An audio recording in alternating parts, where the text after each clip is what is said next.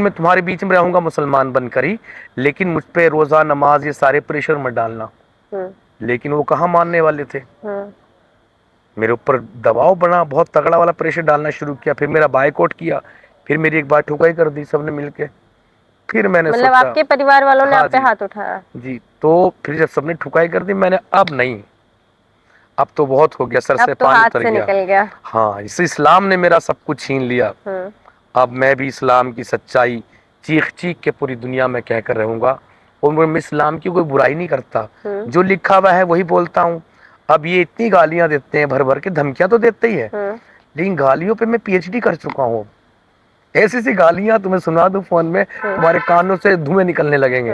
हाँ, तुम्हारा इस पे डाल दो वो जरा सी एक क्लिप, तुम्हारा चैनल तुरंत सस्पेंड हो जाएगा, बैन हो जाएगा। अब ये गालियां देते मैं इनसे कहता हूँ, देखो मेरी माँ तो अब दुनिया में नहीं रही, मेरे भाई बहन, मेरे तमाम अजीज रिश्तेदार, ये तो सबके सब मुसलमान हैं। आज भी ये मुसलटे हैं, तुम किनको गाली दे रहे हो। लेकिन नाली का कीड़ा है ना, जब तक गू ना खाए तो सुधरेगा बाज नहीं आएगा। नहीं। वो तो करना ही करना है इनको। भैया कई बार ऐसा होता है कि आपने धर्म परिवर्तन कर लिया और आपको अब डर लगता है घर से बाहर निकलने में, क्योंकि गोलियां आपको कहीं से भी चल सकती है, आपको ही पता। और अभी अभी आपने जस्ट बोला भी है, तो फिर आप निकलते कैसे हैं घर से बाहर? नहीं, आपको मैं देखिए मेरा बिना मास्क के निकलता हूँ, मैं कोई मास्क वगैरह भी नहीं लगाता। हाँ, और मैं ऐसा कभी छुप के नहीं रहता, क्योंकि मैं शुरू शुरू में बहुत एहतियात बरतता था। मैंने देखा ये छोड़ने वाला तो है नहीं, इनका मौका लगा।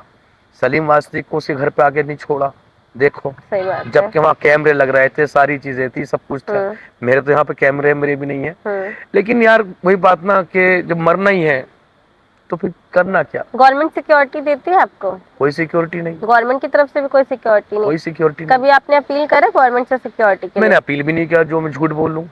कभी अगर आप अपील करें भाई तो क्या पता अपील मिल जाए? करें, यहाँ मैं रेंट पे रहता हूँ, छोटा सा घर लेके। फिर सिक्योरिटी आप रखेंगे तो आपको घर भी बड़ा लेना पड़ेगा, है ना। फिर कहीं जाएंगे तो गाड़ी मेंटेन करनी पड़ेगी, गाड़ी का पेट्रोल डीजल भी चाहिए। फिर जो साथ में सिक्योरिटी वाले, सरकार हालांकि तनख्वाह दे रही, आप खाने को तो पूछेंगे। इतनी तो इंसानियत, इतनी तो मानवता बैठती है, पता चलेगा 50-60 हजार मंथ का, ये फालतू का खर्चा, इसलिए। तो आप जो पैसे कमाते हैं वो कमाते कहाँ से? सोर्स ऑफ इनकम क्या है आपकी? मेरा सोर्स ऑफ इनकम आज ही मेरे पास, जो मैंने कॉमेडी कंटेंट में ज्यादा काम किया बॉलीवुड में, कुछ कॉमेडियंस को छोड़ के बाकी सबके साथ ही किया है। जैसे वो चीज आ जाती, किसी का नाम नहीं लेना चाहता अभी मैं। वो दुनिया अलग ही दुनिया है मेरी। और बाकी मैं एक यूट्यूबर भी, यूट्यूब से भी इतना जीने लायक कमा लेता हूँ। हाँ, मैं पहले से फिजूल खर्च रहा हूँ, मेरे खर्चे बहुत ज्यादा है। जितने में एक बड़ा परिवार पल जाएगा, इतने में मैं अकेला नहीं पल पाता। सोचने वाली बात है, पहले आप उसी इनकम में पूरा परिवार पाल लेते थे, अब आप अकेले भी नहीं पल नहीं पा रहे। परिवार तो पहले मेरा 2017 से अच्छा वक्त शुरू हुआ था, तो यानी कि कहने का मतलब जितने में परिवार नहीं परिवार अच्छे से पाल लेते हैं लोग, इतने में मेरा खुद का भी खर्चा नहीं चलता। कुल मिला के फिजूल खर्ची, लोगों के लिए दया भाव ज्यादा होना। अभी की जैसे बात बताऊं, एक शख्स के लिए मैंने बहुत कुछ किया।